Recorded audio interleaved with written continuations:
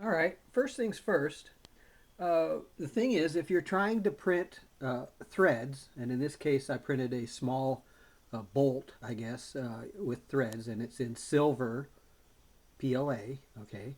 The thing is, in order to make sure or to help that the G code can actually make a difference, if your machine isn't well assembled or properly assembled, the G code will be struggling. It'll struggle to try to fix bad adjustments or bad mechanics of a printer. If your printer is set up well or proper, I would say properly set up, where it can't be any worse by adding too much aftermarket useless stuff. If you start with just the basics, just let's just say you're trying to get filament from a spool through an extruder, any kind of extruder, but in this case it's the plastic extruder that came with the printer back when it was brand new, through a Bowden tube delivery system. And again, this is the stock Bowden tube. If you go with an aftermarket one, the inside diameter is smaller, so it creates friction around the curve. So that's why you stick with the original extruder, because any aftermarket versions, metal or whatever it might be, will not really compare to this one. This was made and designed for this printer. It's the Ender 3. I have an Ender 3 Pro as well. It's the same equipment, same mechanics, the Bowden tube. And all it needs to do is heat the filament to a specific temperature so that the extruder can pull it from the a spool, push it down the Bowden tube and on to the table. And that means it has to go through a heat sink. That's what that little square red ribbed device is. You can't really see it, but that's called a heat sink. And it's taking the air from this fan, blowing it across the heat sink so that it keeps the filament relatively solid, stiff, up until it gets to the heat block and the nozzle, which is under here.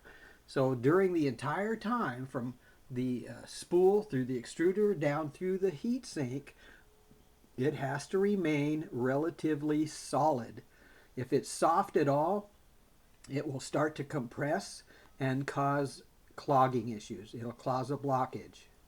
So it has to remain solid right up until it gets to the block. There's a heat block there so that it can be pushed through the nozzle at a specific rate and temperature so that it will create something like this. So that's just the basics. If you maintain just these three things, A, B, C, one, two, three, to the table, then it has to print. It's almost inevitable. It can't not print because you can see that it did right here. So just this through this down here delivered that. So again, by overcomplicating it with direct drive, electronic gizmo here on the side to level the bed, to eliminate that so that that isn't even in the big picture. Back in the old days, all they had was a flat surface, known to be flat. In fact, that it's the same thickness. Okay, when it sits here on the metal plate, it's the same thickness all the way around.